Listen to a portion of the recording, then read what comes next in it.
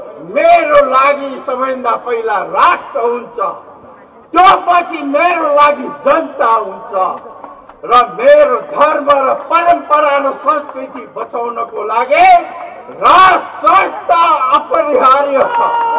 त्यसकारण अब सबै नेपालीहरूलाई एउटै धागोमा बाँधेर बालाको रूपमा राजा बाहेक अरू विकल्प हामीसँग छैन।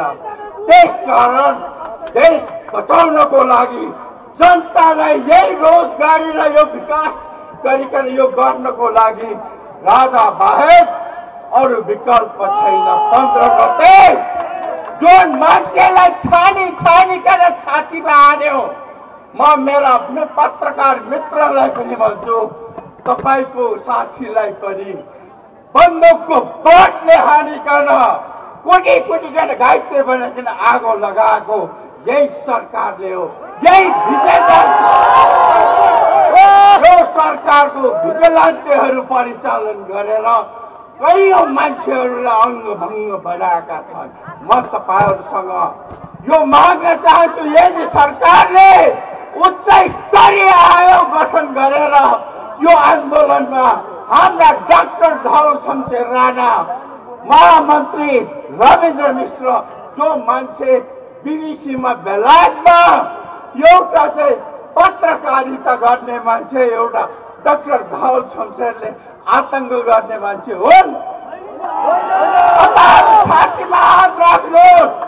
म ओलीलाई पनि यो भन्छु, गृहमन्त्रीलाई पनि भन्छु, तपाईहरु त 8 क्लास पास गर्नुभएका थिए। यी विद्वान मान्छेहरूलाई यो खसोट र उग्र बनाएको तपाईहरुले हो। त्यसकारण निस्वार्थ छोड्नु पर्छ, होइन भनेदेखि मूल्य महँगो मूल्य चुकाउनलाई तयार हो।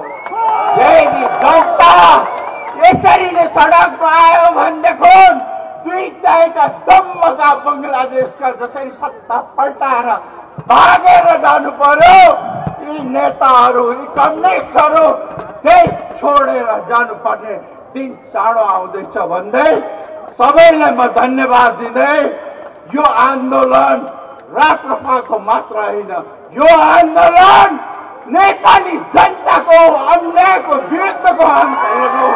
तपाईँ हामी सबै एक ढिक्का लागौँ, देशलाई मुक्ति बनाउनको लागि एकजुट हौ भन्दै बिदा हुन्छु।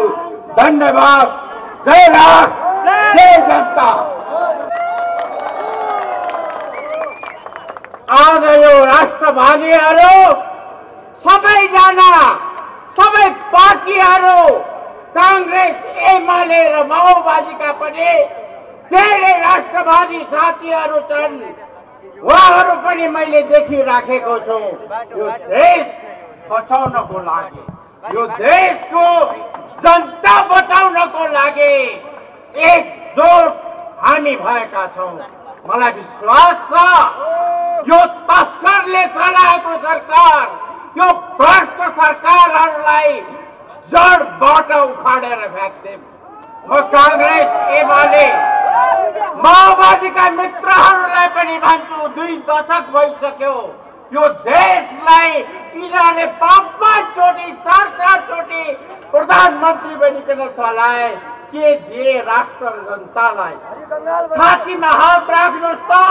म कांग्रेस, एमाले र माओवादीका ती युवा भाइ बहिनीहरूलाई पनि भन्छु, आउनुहोस्, यो देश तपाईँ हामी मिलेर सही दिशामा लगौं। आज म तपाईहरुको अगाडि म यो भन्न गइराखेको छु, देश समाप्त हुने तरगारमा पुगिसकेको छु। भ्रष्टाचारले चुल्लुममा डुबाइसकेको छ। आज म तपाईहरुको अगाडि भन्छु, राष्ट्र ब्याङ्कको गभर्नर 1 महिना पहिला नियुक्ति गर्नु तयारी गर्नुपर्नेमा आजसम्म गरेका छैनन्। भाउ मिलाइराखेका छन्। यो पार्टीले खाने कि कांग्रेसले कि एमाले खानेमा लागिराखेको छ। देशको अर्थतन्त्र चौपट भइसकेको छ। आज यता यो नालायक सरकारको हैसियत जुन मूलबाट आएको थियो, मान्छे मारेर चाहे त्यो एमाले हो, भात खाइराखेको ठाउँमा बन्चोरोले हानेर मारेको जै मान्छे होइन र?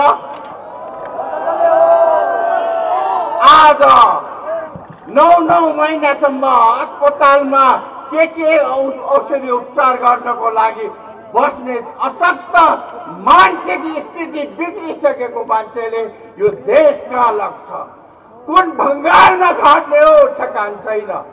त्यसकारण म तपाईहरुलाई विनम्र अनुरोध गर्न चाहन्छु, अहिले पनि यो सरकार सुध्रेन भनेदेखि बङ्गलादेश र श्रीलङ्काको अवस्था नेपाली जनताले ल्याउनेछ।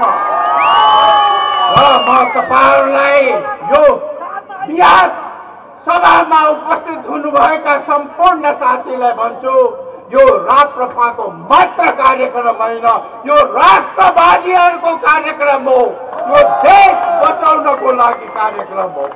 र म तपाईहरुलाई यो पनि भन्न चाहन्छु, म एउटा सभासदको हैसियतले म आज यो मञ्चमा भएको छु।